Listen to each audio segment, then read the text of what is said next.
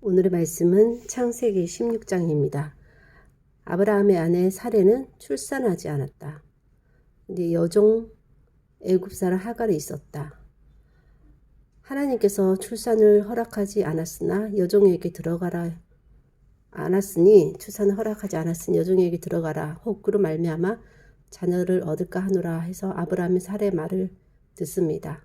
사레가 하갈을 첩으로 준 때는 가나안 땅에 거주한 지 10년 후였습니다. 하갈이 임신함을 알고 여주인을 묘시해서 사레가 아브라함한테 하소연을 하니까 아브라함이 알아서 하라고 사레에게 알아서 하라고 해서 사레는 다시 학대하고 하갈은 도망하게 됩니다.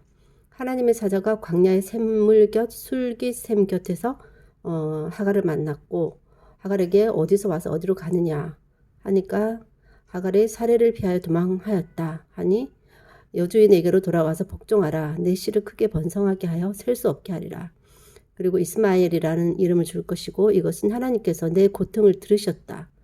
그가 들나귀 같이 되는데 그의 손이 모든 사람과 서로 치게 된다.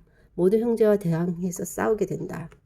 대항하여 살게 된다. 그래서 하갈이 나를 살피시는 하나님이라는 뜻으로 브엘라 헤로이 셈이라고 부르게 됩니다. 아브람 86세에 이스마엘이 나오게 됩니다. 사레가 하갈을 통해 임신을 하게 한 것은 10년이 지나도 사레의 출산이 없었기 때문입니다.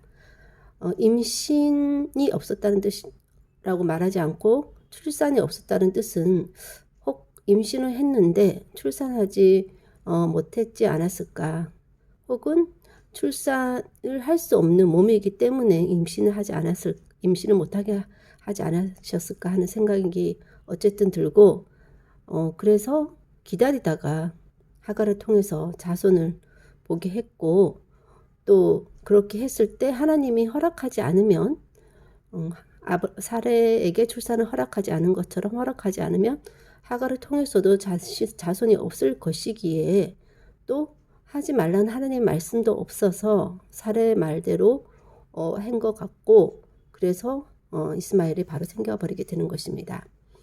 하나님께서 말씀하시지도 않고 사레나 아브라함 모두 하나님께 묻지도 또 사레가 아브라함에게 물어달라고 요청도 하지 않았습니다. 인간의 어떤 합리적인 생각, 아무리 기다려도 태어나지 않기 때문에 하나님께서 주시겠다고 약속하신 약속이 있으니 어떤 인간적인 방법으로 해보려고 할 때 그런 상식적인 생각, 종을 통해서라도 낳게 되면 그것이 하나님 뜻이 이루어지는 것인가?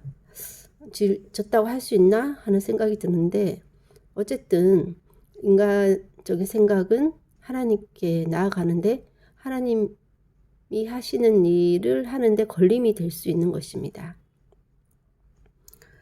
하갈이 그 걸림이 되어서 결국 자기 자신이 그렇게 일을 추진했던 그 사례가 가장 큰 상처를 입게 되는데, 하갈이 자기가 임신했다고 여주인을 멸시하게 되는데 그렇게 멸시해서는 안 될 것입니다.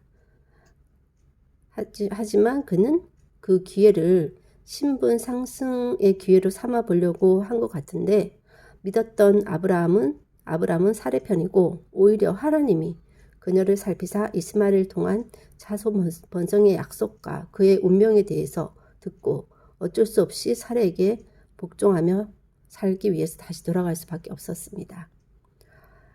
이 일을 계기로 사레는 또 다시 다른 하나님을 통한 출산을 고려하지 않게 되고 결국 하나님께서 하실 때까지 포기하고 기다릴 수밖에 없는 상황에 처하게 되는 것입니다.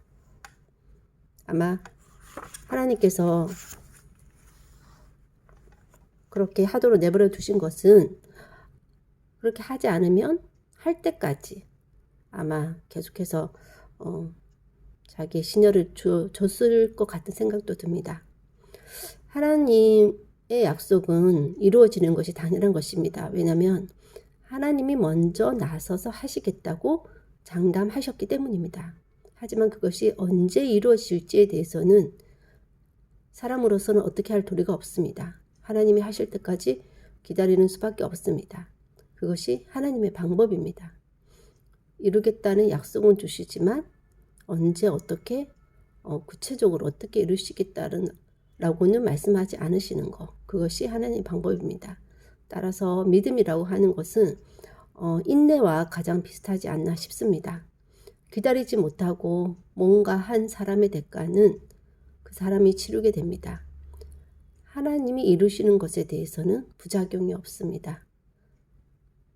그러므로 하나님께서 하시겠다고 하신 그 약속에 대해서는 다그치거나 안달복달 할 게 아니라 그런 과정을 통해서 나의 믿음은 인내로 이루어가기를 원하시는 하나님의 계획이 그 안에 있음을 알고 하나님의 뜻이 하나님의 방법으로 하나님의 때에 온전히 이루어질 수 있도록 또 그 안에 함께 동참되어질 수 있도록 인내할 수 있는 믿음을 달라고 기도해야겠다는 생각이 듭니다.